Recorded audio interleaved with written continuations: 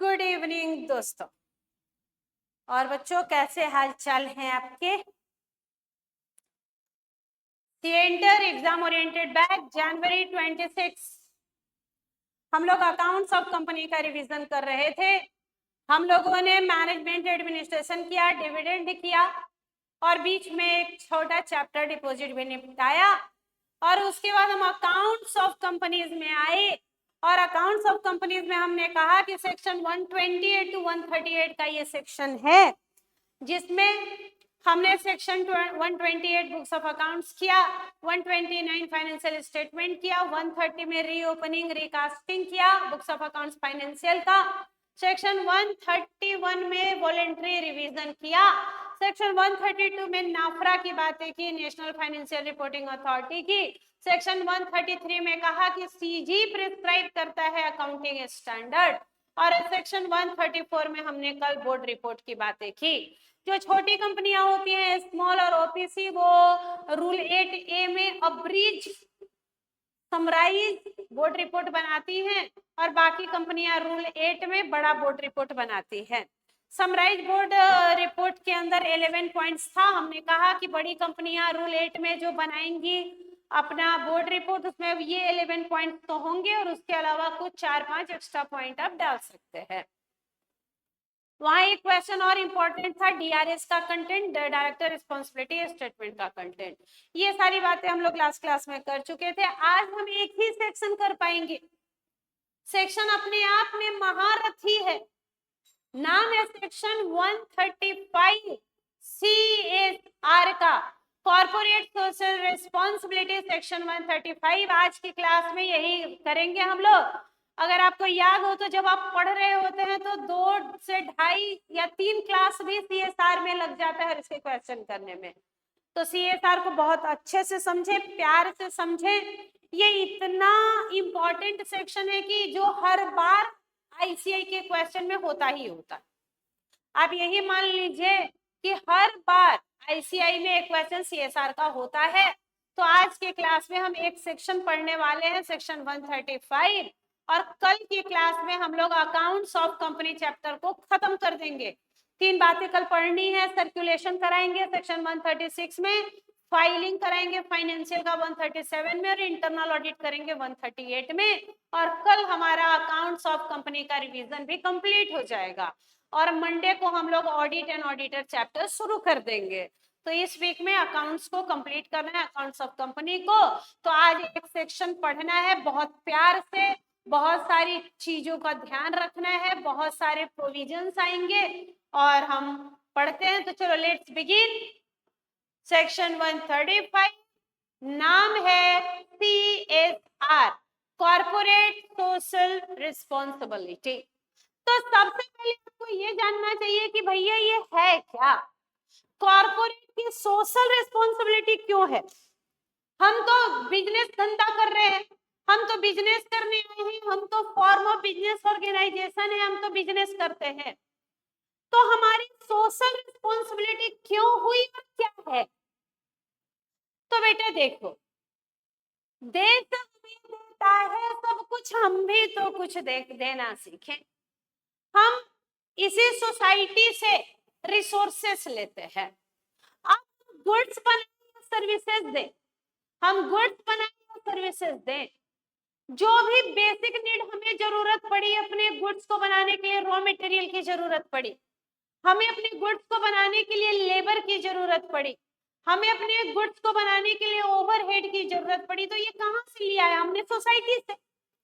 तो जब हम गुड्स बनाएंगे तो क्या वो गुड्स सोसाइटी के वेलफेयर के लिए होना चाहिए, समाज के वेलफेयर के लिए होना चाहिए, पब्लिक को उससे कल्याण होना चाहिए। बात सही है। अगर आप इसी समाज से सब कुछ ले रहे हैं तो आप जो गुड्स और सर्विसेज बनाए वो इसी समाज के लिए, तो इसी समाज के वेलफेयर के लिए तो उपयोगी होनी चाहिए। अदरवाइज अगर समाज को आपसे कोई फायदा नहीं है तो आपका एग्जिस्टेंस क्यों होगा।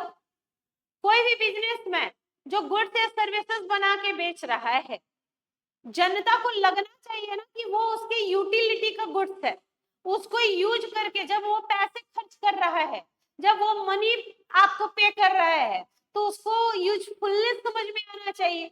अगर वो उसके लिए यूजफुल है तो वो सामान खरीदेगा, और अगर नहीं यूजफुल है तो आपका सामान वेस्ट होने वाला है।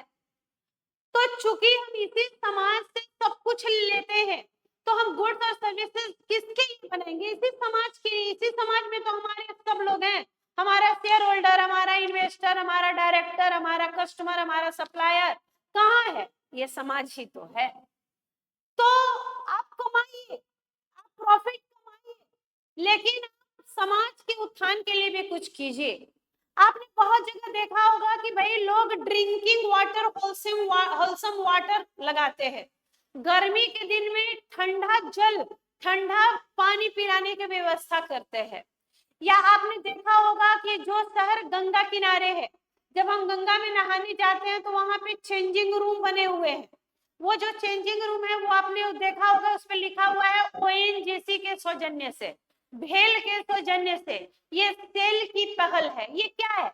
ये उनका CSR है, ये उनकी सोशल रिस्पॉन्सिबिलिटी है। उसी तरीके से आपने नाम सुना होगा रिलायंस फाउंडेशन, टाटा फाउंडेशन। ये क्या है? ये सब सेक्शन 8 कंपनी बना के और सोशल वेलफेयर ही तो कर रहे हैं। तो या तो हम खुद से डायरेक्टली जो है CSR करें, और नहीं तो ऑलरेडी जो स्टैट्यूटरी कॉर्पोरेशन है या जो कोई प्राइवेट इंस्टीट्यूट है जो कर रही है समाज का उत्थान या समाज सोशल वेलफेयर के लिए बने हैं, उनको हम पैसे दे देते हैं, अपना CSR का जो हमारा मैंडेट निकल के आएगा और वो उस पैसे को खर्चेंगे। तो यानी कि भाई देखो, जब हम इसी समाज से सब कुछ ले रहे हैं तो आपको भी समाज को लौटाना होगा। आप समाज को लौटाते हैं गुड सर्विसेज के रूप में। तो यही होता है मोटा मोटी CSR, कॉर्पोरेट के सोशल रिस्पॉन्सिबिलिटी। तो कॉर्पोरेट सोशल रिस्पॉन्सिबिलिटी किसको करना है?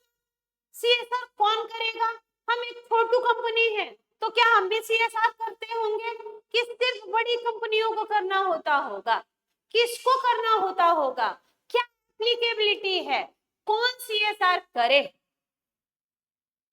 CSR applicability every company. CSR कौन करेगा? Every company. एवरी कंपनी को करना है CSR, including foreign company. CSR कौन करेगा? बोल रहे हैं सारी कंपनियों को करना है भैया CSR, इंक्लूडिंग फॉरेन कंपनी। सारी कंपनी में फॉरेन कंपनी को भी हमने ले लिया कि CSR किसको करना है, तो every company including foreign company satisfying any of the following in immediately preceding financial year। इस साल इस कंपनी को CSR करना है कि नहीं, इसके लिए जस्ट पहले वाला इमीडिएटली प्रीसीडिंग फाइनेंशियल ईयर देखेंगे। अगर इमीडिएटली प्रीसीडिंग फाइनेंशियल ईयर में किसी कंपनी का नेटवर्थ 500 करोड़ या उससे ज्यादा हो जाए, 500 करोड़ हो जाए मिनिमम, या टर्नओवर 1000 करोड़ हो जाए, नेटवर्थ 500 करोड़ हो जाए, या टर्नओवर, या सारे कंडीशन नहीं, या किसी भी एक कंडीशन के सेटिस्फाई होने से CSR एप्लीकेबिलिटी हो जाएगी। CSR किसको करना है? Every company including foreign company satisfying any of the following condition in immediately preceding financial year। सारी कंपनियों को CSR करना है इंक्लूडिंग फॉरेन कंपनी। देखना क्या है कि प्रीसीडिंग फाइनेंशियल ईयर में क्या ये कंपनी इनमें से किसी कंडीशन को सेटिस्फाई करती है? क्या उसका नेटवर्थ 500 करोड़ है, या टर्नओवर 1000 करोड़ है, या नेट प्रॉफिट 5 करोड़ है? कोई एक कंडीशन, नेटवर्थ 500 करोड़ या उससे ज्यादा है, टर्नओवर 1000 करोड़ या उससे ज्यादा है, या नेट प्रॉफिट 5 करोड़ या उससे ज्यादा है, तो आपके ऊपर CSR एप्लीकेबिलिटी हो गई, आपको CSR करना पड़ेगा। रीड करेंगे एक बार, ये पैराग्राफ को यहां से रीड करेंगे। यहां एक चेंज हुआ है, एक अमेंडमेंट हुआ है, अभी हम आपको अमेंडमेंट बताएंगे यहीं पे। सबसे पहले आप मुझे बताइए कि CSR एप्लीकेबिलिटी क्या है, किसको करना है? Every company.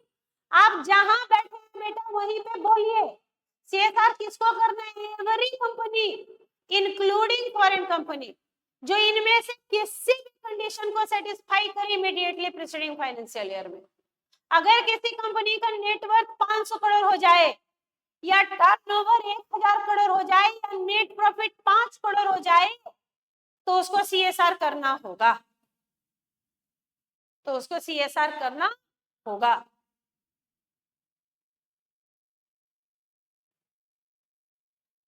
पहले एक रूल होता था कि वंस एप्लीकेबल फॉर 3 ईयर, एक बार CSR लग गया तो 3 साल तक CSR करना होता था। अब ऐसा नहीं है, अब आपको हर साल ये कंडीशन चेक करना है। पहले होता था कि वंस एप्लीकेबल फॉर 3 ईयर, एक बार CSR लगता था आपके ऊपर, मतलब आप इनमें से किसी कंडीशन में फॉल करते थे और आप पे लग जाता था तो एक बार लगने के बाद कम से कम 3 साल तक CSR करना होता था। अब ऐसा नहीं है, अब आपको हर साल CSR एप्लीकेबिलिटी चेक करनी है, हर साल।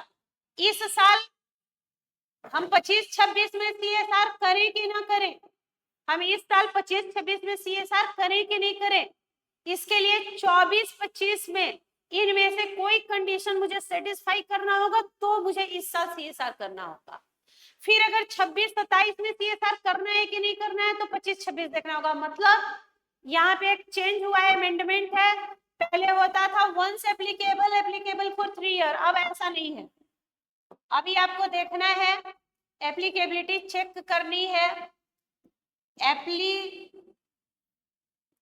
एप्लीकेबिलिटी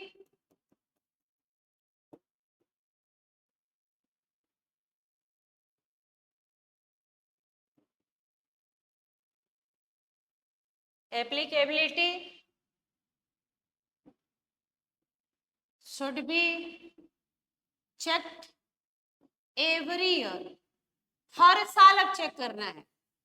25-26 में CSR करना है कि नहीं, 24-25 देखो, 26-27 में करना है कि नहीं तो 25-26 देखो। मतलब अभी आपको CSR देखना पड़ेगा एप्लीकेबिलिटी के लिए हर साल, मतलब हर साल, इस साल कर सकते हैं नहीं, इसके लिए इमीडिएटली प्रीसीडिंग अगले साल करेंगे कि नहीं, उसके लिए इस साल, उसके अगले साल करेंगे कि नहीं, तो हर साल आपको अब देखना पड़ेगा, एवरी ईयर। पहले रूल था, ध्यान से अमेंडमेंट है ये, पहले रूल था कि एक बार CSR लगा तो 3 साल तक लगेगा, अब ऐसा नहीं है, अब आपको CSR की एप्लीकेबिलिटी हर साल चेक करना है, एवरी ईयर। CSR कमेटी बनाएंगे तो अगर कंपनी पब्लिक है तो CSR कमेटी में कितने डायरेक्टर होंगे, 3 और मोर। अगर कंपनी पब्लिक है तो CSR कमेटी में 3 और मोर डायरेक्टर होंगे, जिसमें कम से कम एक इंडिपेंडेंट डायरेक्टर होना चाहिए। CSR, अगर कंपनी पब्लिक है और आप CSR कमेटी बना रहे हैं तो CSR कमेटी में कितने लोग होंगे, 3 और मोर डायरेक्टर, 3 या उससे ज्यादा डायरेक्टर, उसमें एक इंडिपेंडेंट डायरेक्टर होना चाहिए। लेकिन अगर आपके यहाँ इंडिपेंडेंट डायरेक्टर का रिक्वायरमेंट नहीं है तो फिर आपके CSR कमेटी में कितने डायरेक्टर होंगे, 2 और मोर डायरेक्टर, 3 और more director, at least one should be independent. लेकिन if independent director is not required, अगर इंडिपेंडेंट डायरेक्टर का कोई रिक्वायरमेंट नहीं है, not required, then can have 2 और मोर डायरेक्टर्स इन कमिटी। तो CSR कमेटी अगर पब्लिक कंपनी बना रही है तो कितने मेंबर चाहिए, 3 और मोर डायरेक्टर, उसमें एक इंडिपेंडेंट डायरेक्टर होना चाहिए। लेकिन अगर आपको इंडिपेंडेंट डायरेक्टर का रिक्वायरमेंट फुलफिल नहीं करना तो फिर आपकी कमेटी में होंगे 2 और मोर डायरेक्टर। पूछ देता है आपसे एक लंबा क्वेश्चन बना के, अभी संडे आ रहा है ना तो हम लोग देखेंगे अकाउंट चैप्टर के क्वेश्चन, जिसमें CSR का क्वेश्चन हम आपको दिखलाएंगे। CSR का क्वेश्चन 2 पेज 2.5 पेज का आता है एग्जामिनेशन में, होता कुछ नहीं है, आपको दे देगा एक कंपनी, इसका पेड अप शेयर कैपिटल इतना है, रिजर्व इतना है, प्रिलिमिनरी एक्सपेंसेस इतने के हैं, तो नेटवर्थ निकालना होगा, paid up share capital plus free reserve security premium less कर देंगे प्रिलिमिनरी एक्सपेंसेस या जो राइट ऑफ है, नेटवर्थ निकाल के अगर नेटवर्थ 500 करोड़ से ज्यादा है तो लग जाता है CSR। दूसरा क्वेश्चन होता है सीएसआर कमेटी से कि अगर कंपनी पब्लिक है तो बताओ सीएसआर कमेटी में कितने मेंबर होंगे। आंसर है 3 और more director, 1 should be independent director. लेकिन अगर इंडिपेंडेंट डायरेक्टर का रिक्वायरमेंट नहीं है तो फिर आपके कमेटी में हो जाएंगे 2 और मोर डायरेक्टर। कंपनी प्राइवेट है तो कमेटी में कितने डायरेक्टर, 2 और मोर डायरेक्टर। और अगर कंपनी फॉरेन है तो 2 पर्सन होने चाहिए कमेटी में, जिसमें एक रेसिडेंट इन इंडिया होना चाहिए, रेसिडेंट ऑफ इंडिया। आप पढ़ेंगे फॉरेन कंपनी में कि एक व्यक्ति रेसिडेंट होता है इंडिया का, जो रिस्पॉन्सिबल होता है सारे कम्युनिकेशन नोटिस वगैरह रिसीव करने के लिए। एग्जम्पशन, किनको सीएसआर कमेटी नहीं बनानी बेटा, किसको सीएसआर कमेटी नहीं बनाती, इसको बोलते हैं एग्जम्पशन। किसको सीएसआर कमेटी नहीं बनाना बेटा, बोल रहे हैं कि अगर आपका अमाउंट निकल के आएगा सीएसआर एक्सपेंडिचर का कि आपको कितना जो सीएसआर खर्च करना है, सीएसआर का जो मैंडेट निकल के आएगा अमाउंट, अगर वो 50 लाख या उससे कम है, अगर वो 50 लाख या उससे कम है तो फिर कमेटी नहीं बनानी, बोर्ड ही जो है वो कमेटी का काम कर देगा। Function of committee is discharge by board, function of committee is discharge by board. अगर आपका सीएसआर मैंडेट 50 लाख या उससे कम है तो आपको कमेटी नहीं बनानी, कमेटी का काम कौन कर देगा, बोर्ड कर देगा बेटा। आगे बढ़िए। If there is unspent CSR account, अगर आपके यहाँ अनस्पेंट सीएसआर अकाउंट है और उसमें कुछ पैसे बचते हैं, आउटस्टैंडिंग अमाउंट है, तो फिर कंपनी को सीएसआर कमेटी बनानी पड़ेगी। सीएसआर कमेटी का फंक्शन सारे बच्चे एक बार रीड करेंगे। What is the function of CSR committee, CSR committee क्यों बना रहे हैं आप। मैम योर क्वालिफिकेशन कौन सा डिग्री है आपके पास, मेरे पास कॉमर्स की सबसे बड़ी डिग्री है सीए की, मेरे पास कॉमर्स की सबसे बड़ी डिग्री है चार्टर्ड अकाउंटेंसी की।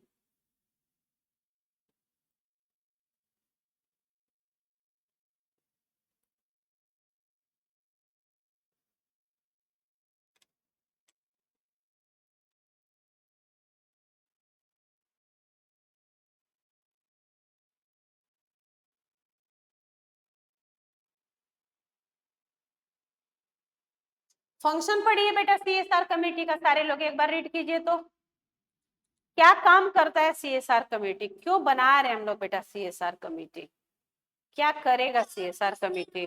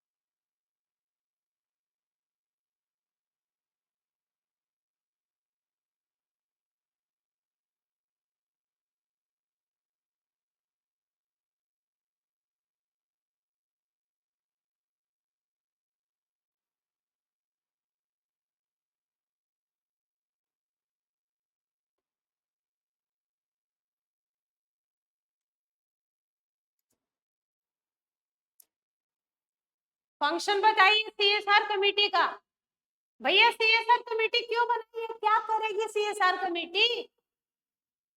Formulate and recommend CSR policy, CSR policy बनाएगी और रेकमेंड करेगी एज पर शेड्यूल 7 रेकमेंड करेगी अमाउंट ऑफ सीएसआर एक्सपेंडिचर, कि कितना सीएसआर में पैसे खर्च करने हैं, एक्सपेंडिचर।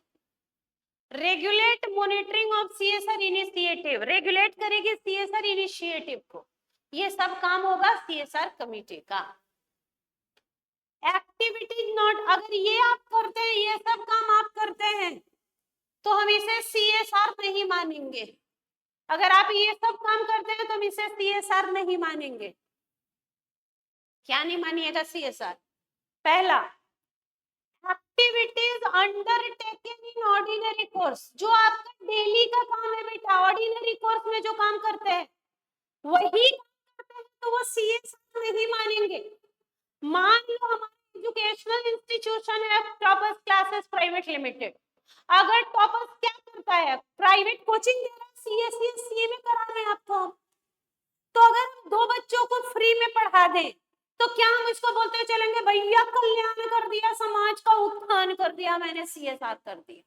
बोल रहे नहीं, ये तो हमारा ऑर्डिनरी काम है, ये तो हमारा रोजमर्रे का काम है, ये तो हमारा डेली का काम है, तो इसको सीएसआर नहीं मानेंगे।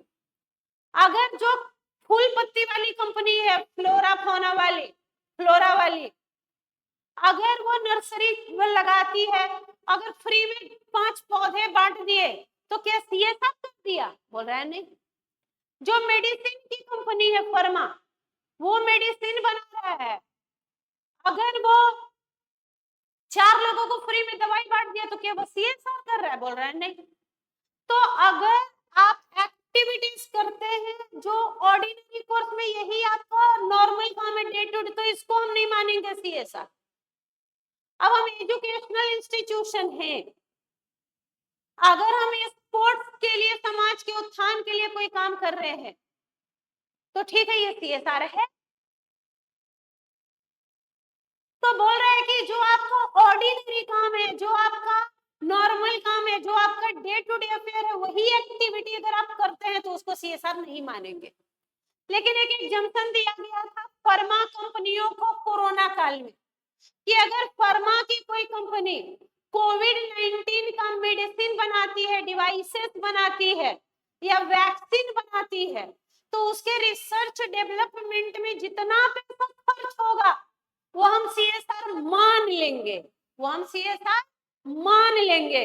लेकिन वो सिर्फ फाइनेंशियल ईयर 20-21, 21-22 और 22-23 के लिए था, ये तो साल बीते हुए टाइम हो गया, तो अब फार्मास्यूटिकल्स को भी एग्जम्पशन नहीं है क्योंकि 3 साल बीत गए। और वैसे भी क्या कोई कंपनी भारत की बना पाई क्या कोविड का वैक्सीन या डिवाइस या मेडिसिन बना पाई क्या? बोला नहीं। चाहे वो सन फर्मा हो या रेनबैक्सी, नहीं। तो क्या बोल रहा है आपको? बोला कि अगर आप एक्टिविटी जो ऑर्डिनरी है वो काम करते हैं तो उसको हम सीएसआर नहीं मानेंगे। अब विस्तारा फ्लाइट, उनका काम है पैसेंजर को एयर से इधर उधर ढोना, एक आदमी को फ्री में यात्रा करवा दिया तो क्या सीएसआर है? नहीं। एजुकेशनल इंस्टीट्यूट 2 बच्चों को पढ़ा दिया तो क्या सीएसआर है? नहीं। मेदांता हॉस्पिटल 5 लोगों का फ्री में इलाज कर दिया, सीएसआर है? नहीं। ये पेड़ पौधे वाली कंपनी, नर्सरी चलाने वाली कंपनी 4 लोगों को पौधे बांट दिए तो सीएसआर है? नहीं।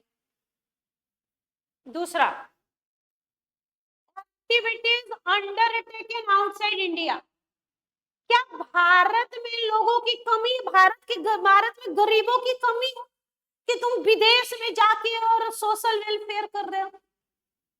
मतलब हद आदमी हो यार, तुमको पता नहीं कि भारत दुनिया का नंबर 1 कंट्री हो चुका है पॉपुलेशन में। भाई, हमसे बड़ा पॉपुलेशन वर्ल्ड में किसी देश के पास नहीं है। तो क्या अपने यहाँ गरीबों की कमी है कि तुम विदेश में जाके लोगों का सामाजिक उत्थान कर रहे हो? बोल रहे अगर आप एक्टिविटी आउटसाइड इंडिया जाके करते हैं तो उसको सीएसआर नहीं मानेंगे। लेकिन इसका एक एक्सेप्शन है, अगर आप ट्रेनिंग कराते हैं स्पोर्ट्स पर्सनल का, आप ट्रेनिंग कराते हैं किसी स्पोर्ट्स पर्सनल का और वो स्पोर्ट्स पर्सनल किसी स्टेट यूनियन टेरिटरी को नेशनल रिप्रेजेंट करता है, किसी स्टेट या यूनियन टेरिटरी को नेशनल लेवल पे या नेशन कंट्री को इंटरनेशनल लेवल पे, जैसे जिंदल स्टील नीरज चोपड़ा के ट्रेनिंग पे पैसा खर्च करती है, तो अगर जिंदल स्टील नीरज चोपड़ा को ऑस्ट्रेलिया भेज के और उसके ट्रेनिंग पे पैसा खर्च करती है, तो भैया नीरज चोपड़ा देश को इंटरनेशनल लेवल पर रिप्रेजेंट किया है, ओलंपिक का गोल्ड मेडलिस्ट है ना नीरज चोपड़ा। तो फिर जिंदल स्टील जो पैसा खर्च करेगा उसके स्पोर्ट्स के ट्रेनिंग पे, मान लो 5 करोड़ रुपए खर्च होता है जिंदल स्टील का, तो यस 5 करोड़ को हम सीएसआर मानेंगे। एक्टिविटी आप आउटसाइड इंडिया करते हैं तो हम उसको सीएसआर नहीं मानेंगे, लेकिन इसका एक एक्सेप्शन है, आप किसी स्पोर्ट्स पर्सनल के ट्रेनिंग पे पैसा खर्च करते हैं, लेकिन वो स्पोर्ट्स पर्सनल किसी स्टेट या यूनियन टेरिटरी को नेशनल लेवल पे रिप्रेजेंट करता है या कंट्री को इंटरनेशनल लेवल पे रिप्रेजेंट करता है, तो उसके ट्रेनिंग के पीछे जो भी पैसा खर्च हुआ उसको हम सीएसआर मान लेंगे। तीसरा, कंट्रीब्यूशन टू पॉलिटिकल पार्टी। अगर आपकी कंपनी पॉलिटिकल पार्टी को कंट्रीब्यूट करती है, जैसे मान लो हम बीजेपी को, एनडीए गठबंधन को पॉलिटिकल कंट्रीब्यूशन दे रहे हैं 5 करोड़, तो क्या ये सीएसआर है? बोल रहा ना ना ना ना ना ना ना ना, पॉलिटिकल पार्टी को जो आप डोनेशन देंगे that is not eligible for CSR. नहीं तो अगर ये अलाउ कर दे तो कोई भी, सब लोग क्या करेंगे, केवल पॉलिटिकल पार्टी को कंट्रीब्यूट करेंगे। हम बोल देंगे कि चलो 50 करोड़ रुपए देते हैं बीजेपी को, बीजेपी मुझे टिकट दे दो यहाँ से। तो इसने बोला कि अगर आप कंट्रीब्यूशन करते हैं पॉलिटिकल पार्टी को अंडर सेक्शन 182, तो ये सीएसआर नहीं मानेंगे, नहीं मानेंगे, नहीं मानेंगे। Activities benefiting the employees and their family of any organisation. मान लो मेरी कंपनी है टॉपर्स क्लासेस प्राइवेट लिमिटेड, हमारा नेट प्रॉफिट 10 करोड़ का है मान लो, तो हमारे ऊपर लग गया सीएसआर, लेकिन हम समाज के उत्थान के लिए कुछ नहीं कर रहे हैं। हमारे जो एम्प्लॉय काम करते हैं हमारे लिए, उनके लिए हॉस्पिटल बनवा दिए, उनके बच्चों के एजुकेशन के लिए स्कूल बनवा दिए, उनके रहने के लिए क्वार्टर बनवा दिए, वहां पानी की व्यवस्था करा दिए, तो क्या ये सीएसआर है? बोल रहा है नहीं। अगर कोई कंपनी अपने एम्प्लॉय या उसकी फैमिली के बेनिफिट के लिए कुछ कर रहा है तो उसको भी सीएसआर नहीं मानेंगे। तो क्या नहीं मानेंगे सीएसआर? आपको ऑर्डिनरी कोर्स में जो काम है वो सीएसआर नहीं है, आउटसाइड इंडिया जाके जो काम करते हैं सीएसआर नहीं है, आप पॉलिटिकल पार्टी को कोई डोनेशन कंट्रीब्यूशन देंगे वो सीएसआर नहीं है, आप अपनी एम्प्लॉय या उसकी फैमिली के बेनिफिट के लिए कुछ करेंगे ये भी सीएसआर नहीं है। आप स्पॉन्सरशिप एक्टिविटीज कर रहे हैं मार्केटिंग बेनिफिट डिराइव करने के लिए, अब क्या करें बेटा, एक फ्री आई चेकअप कैंप लगवा दिए अपने सोसाइटी में कि सोसाइटी में जितने 40+ वाले लोग हैं उनका free eye checkup, free health checkup होगा, और वहां बड़ा बड़ा बैनर लगा दिए, टॉपर्स क्लासेस प्राइवेट लिमिटेड और leading coaching institute of CS CMA in North India, Laxmi Nagar Delhi. तो क्या ये हमारा सीएसआर है? बोल रहा नहीं। अगर आपका मकसद है स्पॉन्सरशिप एक्टिविटी करना, मार्केटिंग बेनिफिट डिराइव करने के लिए, तो इसको भी सीएसआर नहीं मानेंगे। और fulfilment of statutory obligation required by any particular law. अब फैक्ट्रीज एक्ट मुझे फॉलो करना है, फैक्ट्री है, हम फैक्ट्रीज एक्ट में आते हैं। फैक्ट्रीज एक्ट में बोला गया कि आप अपने एम्प्लॉइज के लिए कैंटीन की व्यवस्था करो, आप बोनस एक्ट बोलते हैं कि आप उनको बोनस दो, तो हम उनको बोनस दे रहे हैं, ग्रेचुटी दे रहे हैं, पीएफ दे रहे हैं अपने एम्प्लॉइज को, तो क्या ये सीएसआर है? कल्याण कर रहे हैं, हम लोगों का उत्थान कर रहे हैं? बोल रहे हैं नहीं। तो क्या सीएसआर नहीं है? एक बार आप जल्दी से 6 नेम बोलिए तो मुझे, क्या सीएसआर नहीं है? क्या सीएसआर नहीं है? एक बार नाम बोलिए, आपको दे देता है एक्टिविटी और उसके बाद पूछता है कि बताओ ये CSR एक्टिविटी है कि नहीं है। तो आप एक काम कीजिए, जो नहीं है वो याद कर लीजिए, तो इसके अलावा जो भी है वो तो CSR है।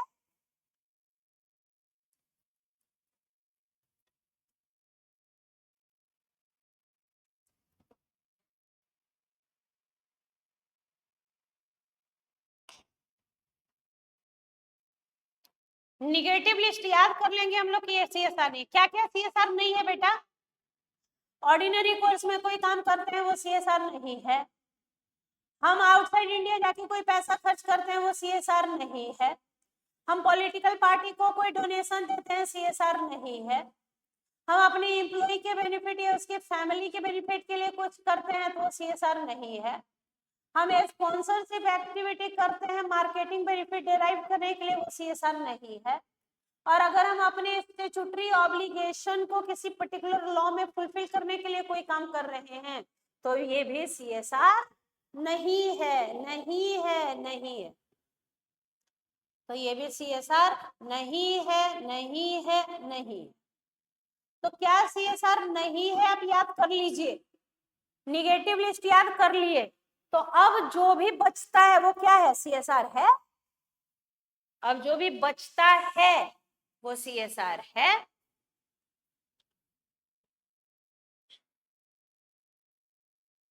तो वो CSR है।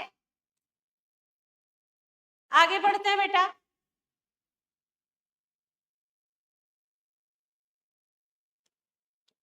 List of schedule 7 activity. आपको शेड्यूल 7 दिया हुआ है जिसमें बताया गया कि इनमें से कुछ भी काम करोगे तो CSR मान लेंगे, ये CSR है। इनमें से आप कोई भी एक्टिविटी करते हो, काम करते हैं तो यस इट इज CSR। पहला, कंट्रीब्यूशन करते हैं prime minister national relief fund में।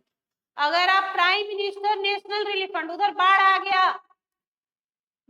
गया केरल में, उसमें prime minister national relief fund में आपने 2 करोड़ रुपए दिए, यस CSR मान लेंगे।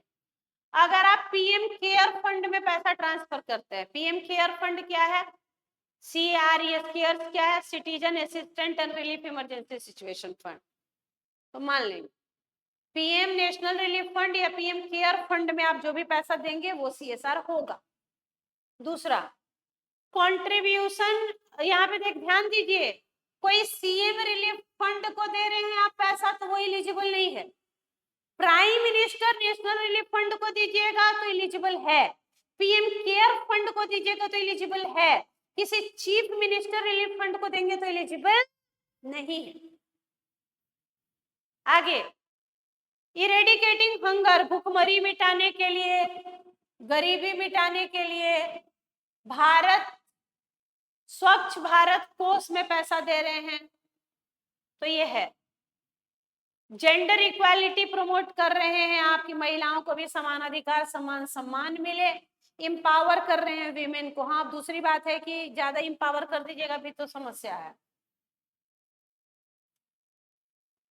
इंश्योरिंग एनवायरमेंट सस्टेनेबिलिटी के लिए कुछ करते हैं, clean Ganga fund, clean Ganga fund. आजकल की एडवर्टीजमेंट आपने भी देखा होगा शायद कि जिस देश में नदियों को माँ कहा जाता है वहां पे नदियों की स्थिति देखिए, और जहां नदियों को सिर्फ नदी समझा जाता है वहां नदियों की स्थिति देखिए। गंगा को माँ बोलते हैं हम लोग, गंगा जमुना सरस्वती, और सारी गंदगी। तो आप स्वच्छ भारत को क्लीन गंगा फंड में भी पैसा देते हैं तो yes it is CSR। Protection of national heritage, Taj Mahal, red fort, जो नेशनल हेरिटेज है उनको प्रोटेक्शन के लिए जो एक्टिविटी चल रही है उसमें पैसा कंट्रीब्यूट करना, yes it is the CSR। Arm forces veteran के लिए कुछ करते हैं जो रिटायर्ड पर्सन है या वॉर विडोज है, यस CSR। रूरल स्पोर्ट्स, पारा ओलंपिक स्पोर्ट्स, पारा ओलंपिक आपने देखा होगा कि विकलांग लोग, डिसेबल्ड लोग जो गेम खेलते हैं उनको पारा ओलंपिक बोलते हैं, तो वो भी उसमें पैसे कंट्रीब्यूट करें, yes CSR। Rural development project में पैसा लगा रहे हैं, yes CSR। Slum area development में पैसा लगा रहे हैं, यस CSR। डिजास्टर मैनेजमेंट, कई बाढ़ आ गया, भूकंप आ गया, डिजास्टर आ गया, वहां मैनेजमेंट में पैसा दे रहे हैं, yes CSR। Development SC ST OBC minority या विमेन के लिए कोई फंड क्रिएट किया गया है स्टेट या सेंट्रल गवर्नमेंट के द्वारा और उस फंड में आप कंट्रीब्यूट करते हैं, इट इज CSR। ऐसे बहुत सारे नाम हैं। टेक्नोलॉजी के प्रमोशन के लिए IIT IIMs एम्स वगैरह को जो पैसे हम लोग देते हैं, yes it is the CSR। Annual spending on CSR by company, कितना पैसा खर्च करना है भैया? तो 2% of average net profit of 3 immediately preceding year. 3 साल नहीं हुए हैं तो जितने साल हुए हैं पिछले 3 साल के नेट प्रॉफिट का एवरेज निकालिए और उसका 2% निकल के आता है CSR मैंडेट। मतलब इतना पैसा CSR में आपको खर्च करना है पिछले 3 साल के एवरेज नेट प्रॉफिट का 2%। नहीं करते हैं तो फेल्यूर करते हैं तो रीजन डिस्क्लोज कीजिए बोर्ड रिपोर्ट में, और वो पैसा अनस्पेंड अमाउंट बोल के शेड्यूल 7 में फाइनेंशियल ईयर खत्म होने के 6 मंथ के अंदर ट्रांसफर कर दीजिए। 2% of average net profit of 3 immediately preceding year आपको खर्च करना है। फेल्यूर हो जाता नहीं करते हैं तो बोर्ड रिपोर्ट में बताइए, और वो पैसा फाइनेंशियल ईयर खत्म होने के 6 मंथ के अंदर ये जो शेड्यूल 7 का था ना एक्टिविटी उसमें ट्रांसफर कर दीजिए। और अमाउंट अनस्पेंड रह जाता है, मान लो ऑनगोइंग प्रोजेक्ट है, मतलब हमने कोई आज स्कूल बनाना शुरू किया वो 3 साल तक चलेगा, तो इस साल के अंत में पैसा बच जाएगा तो उसको हम अनस्पेंड CSR में 30 दिन के अंदर फाइनेंशियल ईयर खत्म होने के कर देंगे और नेक्स्ट 3 साल में खत्म करेंगे। और अगर नहीं 3 साल में खत्म हो पाएगा तो अनस्पेंड अमाउंट 6 महीने फाइनेंशियल ईयर खत्म होने के 6 मंथ के अंदर शेड्यूल 7 में ट्रांसफर हो जाना चाहिए। यही कहानी लिखी है। ऑनगोइंग प्रोजेक्ट है, ऑनगोइंग प्रोजेक्ट मतलब मल्टी ईयर प्रोजेक्ट जिसका मैक्सिमम टेन्योर 3 साल का होगा। ट्रांसफर कर दीजिए अमाउंट अनस्पेंड CSR में फाइनेंशियल ईयर एंड होने के 30 दिन के अंदर और नेक्स्ट 3 इयर्स में खत्म कर लीजिए। और नहीं तो एक काम कर सकते हैं, ऑनगोइंग प्रोजेक्ट नहीं है तो विद इन 6 मंथ शेड्यूल 7 में ट्रांसफर कर दीजिए।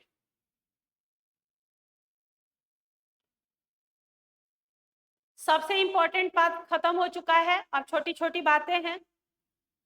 व्हेन स्पेंड, मान लो किसी साल आपने ज्यादा पैसा खर्च कर दिए CSR एक्टिविटी में, मान लो मेरा CSR मैंडेट निकल के आ रहा था कि मुझे 5 करोड़ खर्च करना, मैंने 6 करोड़ खर्च कर दिया, तो जो 1 करोड़ एक्स्ट्रा खर्च कर दिया वो नेक्स्ट 3 इयर्स में हम सेट ऑफ करा सकते हैं। यही लिखा है कि when spend excess amount in CSR activities then CSR mandate, mandate कितना आया, मुझे खर्च करना कितना था 5 करोड़, कर कितना दिया 6 करोड़, तो 1 करोड़ का मुझे सेट ऑफ मिल जाएगा next 3 succeeding financial year set of हो जाएगा। 1 करोड़ ज्यादा खर्च कर दिए तो नेक्स्ट 3 इयर्स में उसको सेट ऑफ मिल जाएगा। नेट प्रॉफिट जो कैलकुलेट करें, कैसे कैलकुलेट करें, और नेट प्रॉफिट कैलकुलेट करते समय किस अमाउंट को नहीं लेना, ये पढ़िए। एक बार रीड करेंगे, एक बार हम समझाएंगे। आप एक बार रीड कीजिए, एक बार हम समझा देंगे।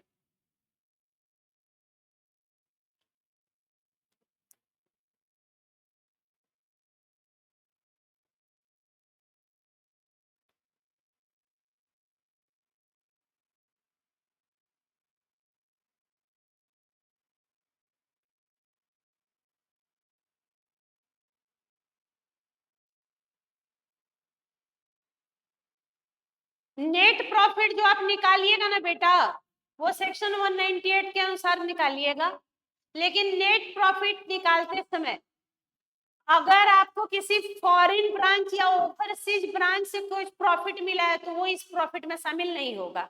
क्यों नहीं होगा? क्योंकि जो फॉरेन ब्रांच होगा उसको वहीं पे करना पड़ा होगा CSR, तो फिर यहाँ क्यों उसको प्रॉफिट में शामिल करना। तो profit arising from any foreign branch और ओवरसीज ब्रांच को क्या करना है, एक्सक्लूड करना है। वैसे ही अगर आपको डिविडेंड रिसीव हुआ है किसी दूसरी कंपनी से इंडिया में जो खुद CSR करती है, मान लो टाटा मोटर्स रिलायंस कंपनी में इन्वेस्ट की हुई है, तो रिलायंस खुद करता है CSR, तो उससे जो प्रॉफिट मिला है टाटा मोटर को, उस पे वो डिविडेंड शामिल नहीं होगा, वो डिविडेंड शामिल नहीं होगा। मतलब नेट प्रॉफिट कर निकालते समय दो अमाउंट नहीं लेना उसमें, एक वो अमाउंट जो आपको किसी फॉरेन ब्रांच से मिला है वो प्रॉफिट, या वो डिविडेंड का अमाउंट जो किसी दूसरे कंपनी से मिला है जो कंपनी खुद सीएसआर करती है। डबल टैक्सेशन हो जाए, डबल सीएसआर हो रहा है इसलिए मना कर रहे हैं। Punishment in case of failure to spend CSR amount transferring on it, अगर आप सीएसआर अमाउंट को नहीं खर्च करते या अनस्पेंड सीएसआर अकाउंट में नहीं ट्रांसफर करते तो भैया पनिशमेंट के लिए तैयार रहो। What is the punishment? Company को 2 टाइम्स अनस्पेंड सीएसआर अमाउंट या 1 crore which ever is less का पेनल्टी लगेगा, फाइन, और ऑफिसर्स इन डिफॉल्ट को 1/10 ऑफ अनस्पेंड अमाउंट और 2 lakh whichever is less का पेनल्टी लगेगा। सीएसआर इंप्लीमेंट करना है आपको तो डायरेक्टली खुद कर लीजिए, सेक्शन 8 कंपनी बना के, ट्रस्ट या सोसाइटी बना के, खुद से या किसी और कंपनी के साथ मिलके, और नहीं तो इनडायरेक्टली किसी स्टैट्यूटरी कॉर्पोरेशन या गवर्नमेंट कंपनी या एस्टेब्लिशमेंट जिसको सीजीएसजी ने बनाया उसको डोनेट कर दीजिए, या प्राइवेट रजिस्टर्ड ट्रस्ट वगैरह को भी डोनेट कर सकते हैं जिनका गुड ट्रैक रिकॉर्ड है कम से कम 3 साल का। जैसे मेरा मन कर रहा है कि बिंग ह्यूमन को हम दे दे, बिंग ह्यूमन तो ये सब काम करता ही है, तो बिंग ह्यूमन का ये इस काम को, इस तरीके का काम करने का पिछले 3 साल में अच्छा ट्रैक रिकॉर्ड होना चाहिए तो ही दे सकते हैं हम उनको पैसा। और ऐसी एंटिटी रजिस्टर्ड कराना होगा, ऐसी एंटिटी को अपने आप को, सीजी को रजिस्ट्रेशन के लिए एक फॉर्म सबमिट करते हैं CSR1, जिसको कि इलेक्ट्रॉनिकली अटेस्ट करता है CMA एडवोकेट प्रैक्टिसिंग जो होता है, वो अटेस्ट करता है कि भैया इन्होंने सब कुछ किया है। और CSR1 फॉर्म जब सबमिट, हाथों हाथ तुरंत आपको रजिस्ट्रेशन मिल जाता है CSR1 सबमिट करने पे। और अगर कंपनी चाहे तो किसी इंटरनेशनल ऑर्गेनाइजेशन को भी CSR के लिए, यूनिसेफ है, यूनेस्को है, उनको भी पैसे दे सकती है, वो इंटरनेशनल एजेंसी है। एनुअल एक्शन प्लान, लिस्ट बनाइए CSR प्रोजेक्ट का क्या क्या करना है, कैसे करना है, कैसे फंड को यूटिलाइज करना है, और आपने लास्ट में मॉनिटरिंग, रिपोर्टिंग और इम्पैक्ट असेसमेंट करते हैं। इम्पैक्ट असेसमेंट क्या होता है? मान लो एक लोकेलिटी में 20 स्कूल है, एक और स्कूल आप बना लिए, क्या फायदा हुआ? इम्पैक्ट क्या हुआ? CSR एक्सपेंडिचर, अब CSR करने के लिए CSR कमेटी बनाए, अब वो CSR कमेटी किसी ऑफिस में बैठती होगी, उनको कुछ एक्स्ट्रा पैसे देना पड़ता होगा कि भैया तुम CSR एक्टिविटी में लगे हो, तो एडमिनिस्ट्रेशन ओवरहेड के पीछे कितना पैसा खर्च करें? 5% या उससे कम ऑफ टोटल CSR मैंडेट का। CSR मैंडेट निकल के आया 1 करोड़ की, 1 करोड़ मुझे CSR एक्टिविटी में देना है, तो 1 करोड़ का 5%, 1 करोड़ का 5% मतलब 5 लाख रुपए एडमिनिस्ट्रेशन ओवरहेड के नाम पे, उनकी सैलरी, खाने पीने, ऑफिस के नाम पे खर्च कर सकते हैं। कैपिटल एसेट, क्या कोई कैपिटल एसेट भी कर सकते हैं? हाँ। अब उसी पैसे से मान लो हम एक आशियाना बनवा दिया, आशियाना होम्स, और लोगों को घर दे दिए, तो कैपिटल एसेट है, हाँ कर सकते हैं।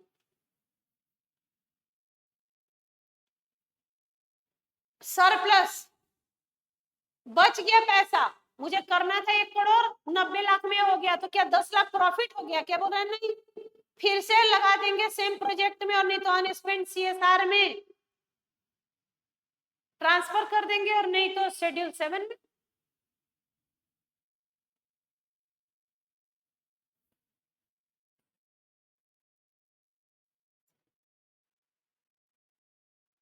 CSR रिपोर्टिंग भी करना है, हाँ, बोर्ड रिपोर्ट में एनुअल रिपोर्ट देना है आपको CSR का। कंपनी जो पिछले 3 साल में जिसका एवरेज CSR ऑब्लिगेशन 10 करोड़ या ज्यादा का आया था, मान लो मेरे पिछले 3 साल में, 1 साल 15 लाख, 1 साल 9 लाख, एक बार 12 लाख खर्च करना था, तो तीनों मिला के अगर 10 लाख से ज्यादा का एवरेज हो गया, तो अगर 3 साल में एवरेज CSR ऑब्लिगेशन 10 करोड़ या 10 करोड़ या उससे ज्यादा आता है तो मुझे निया कराना होगा। निया मतलब नीड एंड इम्पैक्ट असेसमेंट कराना होगा उन प्रोजेक्ट का जहां कैश आउटले 1 करोड़ या उससे ज्यादा का हुआ है, और जो अभी जस्ट 1 साल भी नहीं हुआ है जिनको कंप्लीट हुए, और जिन भी प्रोजेक्ट में 1 करोड़ या उससे ज्यादा का कैश आउटले हुआ है उन प्रोजेक्ट का मुझे निया कराना होगा। नीड एंड मतलब निया ये बोलता है नीड एंड इम्पैक्ट की जरूरत भी थी कि नहीं थी। अब एक लोकेलिटी में ऑलरेडी 40 स्कूल थे, एक और स्कूल आप बना दिए, जरूरत था तो उसको बोलते हैं निया, नीड एंड इम्पैक्ट असेसमेंट। अब ये निया कराने में कितना पैसा खर्च करें? 2% of CSR expenditure of that financial year, 2% of CSR expenditure of that financial year, और 50 लाख, इन दोनों में जो ज्यादा है उससे ज्यादा नहीं होना चाहिए इम्पैक्ट असेसमेंट में पैसा खर्च। नहीं तो पता चला हम किसी एक एजेंसी को रख लिए, बोले भैया हमारा निया कर दो नीड एंड इम्पैक्ट असेसमेंट और तुमको हम इतना पैसा दे देंगे, उसमें लिमिट लगा दिया कि 2% ऑफ CSR एक्सपेंडिचर और 50 lakh, whichever is higher, दोनों में जो ज्यादा है उससे ज्यादा नहीं होना चाहिए इम्पैक्ट असेसमेंट पे पैसा खर्च। ये था आपका सेक्शन 135 जिसका नाम था CSR। मैंने आपको बोला कि आज 40, 42, 45 मिनट लग सकता है, लेकिन very very very important section. Applicability याद करना है, CSR कमेटी क्या नहीं है, CSR क्या है, कितना पैसा CSR में, कितना ओवरहेड में खर्च करें, निया में कितना खर्च होगा, निया किन प्रोजेक्ट का कराना है, ये सब इंपॉर्टेंट थे। एक बार फिर से आप CSR पढ़ लीजिए और हाथों हाथ निपटा लीजिए। संडे को हम जब अकाउंट्स ऑफ कंपनी चैप्टर की प्रैक्टिस करेंगे रिटन, तो वहां देखेंगे कि CSR के कैसे क्वेश्चन इंस्टीट्यूट पूछता है। तो चलिए कल खत्म करेंगे अकाउंट्स ऑफ कंपनीज को। अगर आप पहली बार मेरी क्लास देख रहे हैं तो चैनल को सब्सक्राइब कीजिए।